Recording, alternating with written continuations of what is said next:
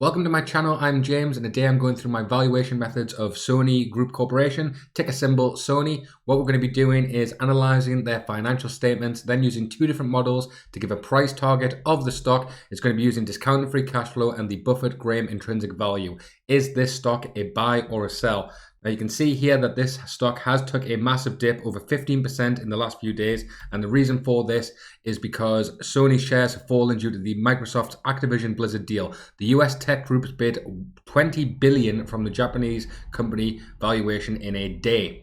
So just a little bit about Sony. Sony is a Japanese multinational conglomerate, is a major technology company, and is one of the largest manufacturers of consumer goods and professional electronic products. And one of the reasons why the stock went down so much is obviously because it is the creator of the PlayStation, and it's one of the largest video game console companies in the world and the largest video game publisher. So now we're going to be looking at the fundamentals of the stock, but first, the market cap of Sony is 136 billion in the technology sector, current share price of $111 a share, 52-week low of 91 and a 52-week high of 133.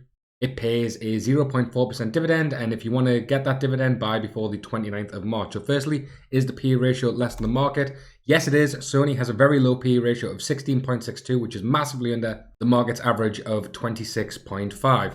Next, we want to see if the revenue is increasing, and this is the money the company brings in from the goods or services it sells. And yes, the revenue has gone from 75 billion to 83 billion, so that is a pass. Now we want to be looking to make sure the profit's increasing. This is the total revenue minus expenses, and as you can see here, the profit has gone from 8.0 billion to 8.2, so not a massive increase, but an increase nonetheless. This is the profit here in Japanese yen. It has doubled from 2018, but down from the pandemic year of 2021, which is actually one of the best years that they've had. Be sure to give a like on the video, guys. It really helps me out, helps it to get these videos to as many people as possible, and I'll keep on bringing as many videos as I can. Next, we want to see if the shares outstanding are decreasing. The reason for this is that the company has 1 million shares and 2 million income. It has $2 per share, and if they buy back half of those shares, you'll now have 4, so it makes the stock more valuable, and they are buying back their shares 1.2 billion to 1.264 billion to 1.230 billion. So that is a massive pass. Sony are buying back their shares. It's looking really good here. But finally, we do have a fail on the increasing cash flow. You can see it's gone from 8.2 billion to just over 5. I suppose the worry here is that you can see that the operating cash flow is down from the previous years, and they are not really spending more on the capital expenditure. So it's more that the cash flow coming in has decreased. So that is obviously a negative and a fail.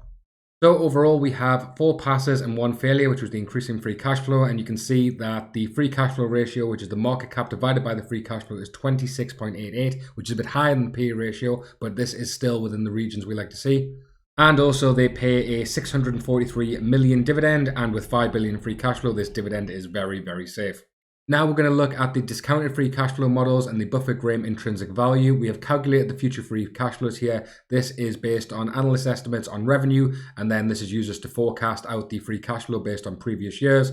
And as you can see here, that we're expecting free cash flow to increase quite a bit, but not hitting up the levels to 2018 or 2020. And this gives a calculated stock price of $204 a share, which means the stock is massively undervalued based on discounted free cash flow.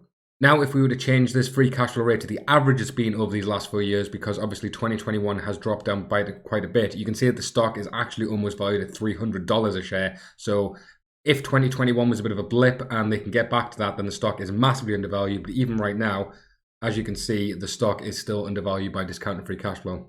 Next, we want to look at the Buffett-Graham intrinsic value. This takes earnings per share and expected growth rate into account, and it has a high earnings per share of $6.58 and expected growth rate of 11.6%. And this gives a fair value of $208.59, which is an 87% discount, very, very close to the discounted free cash flow. So it looks like both of these models are saying this stock is a buy.